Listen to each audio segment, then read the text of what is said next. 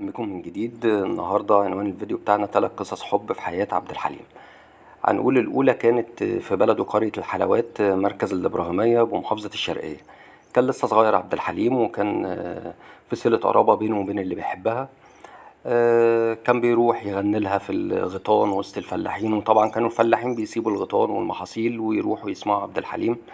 وكان مشهور وسطيهم بالأستاذ وبصوته الجميل. والحبيبة الأولى طبعا كانت بتعتبر فترة مراهقة.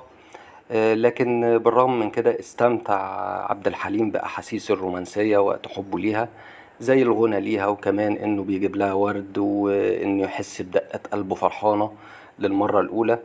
لكن زيه زي أي حب مراهقة انتهى بالبعد والنسيان، ووسع بقى الطريق لظهور الحب الحقيقي في حياة عبد الحليم، وهو حبه لعايدة أو ديدي، وهي سيدة مطلقة اتعرف عليها بالصدفة أثناء المصيف بسيدي بشر، وتعلق طبعا بيها جدا.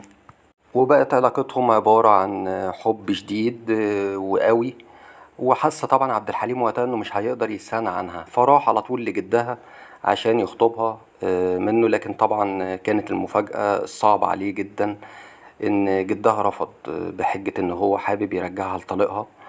طبعا حاولت عايدة حبيبة عبد الحليم ان هي تتوسل لجدها، وقالت له ان هي مش عايزة ترجع لطليقها، وان هي بتحب عبد الحليم. لكن جدها طبعا صمم على رأيه الرافض للجوازة اصلا من حيث المبدأ. طبعا كانت صدمة كبيرة لعبد الحليم، مسافر للقاهرة مكسور بقى القلب ومحطم المشاعر.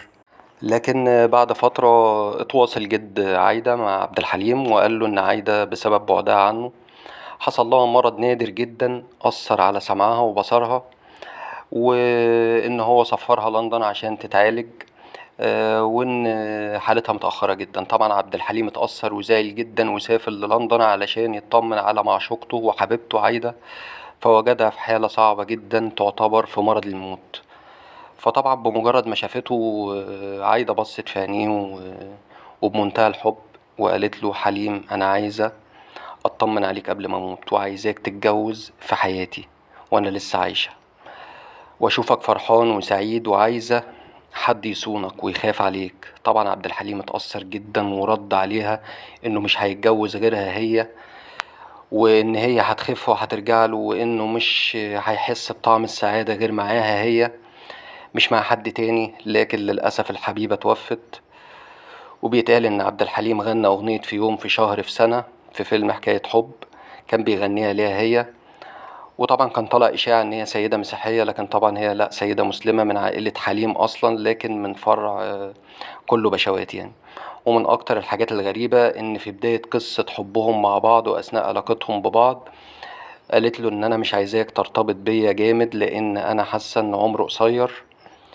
وطبعا بفراقها طبعا اتأثر جدا عبد الحليم، وعاش فترة على ذكراها لحد ما قابل الحب التالت، وهو السندريلا سعاد حسني، وانه فعلا حبها، حب سعاد حسني فعلا.